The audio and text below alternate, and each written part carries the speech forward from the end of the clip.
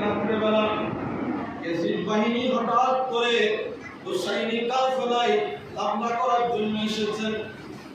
ইমাম হুসাইন তখন একটু আরাম করছিলেন। কিভাবে আরাম? একটা টেবিলের উপর বসে তলোয়ারের উপর ভর দিয়ে একটু করে চোখ বন্ধ করেছেন। এভাবে যখন আরাম করতেছিলেন এমন সময় ইয়াজিদ বাহিনী খুব আওয়াজ করে করে আল্লাহর প্রিয় হাবিবের আওলাদদের পাশে আসছিলেন। তাদের আওয়াজ শুনে ইমাম হুসাইন ঘুম থেকে জাগ্রত হয়ে গেছে এবং হযরত সাইয়্যিদুনা আব্বাস আলমদার ওনাকে পাঠালেন, যাও দেখো ইয়াজিদ বাহিনীর মানুষগুলো কেন হঠাৎ করে আমার তাবুর দিকে আসছে, তাদের ইচ্ছাকে একটু জিজ্ঞেস করো। তারা আব্বাস আলমদার ওনাদের সাথে কথা বলতে গেছেন। এমন সময় ইমাম হুসাইনের বোন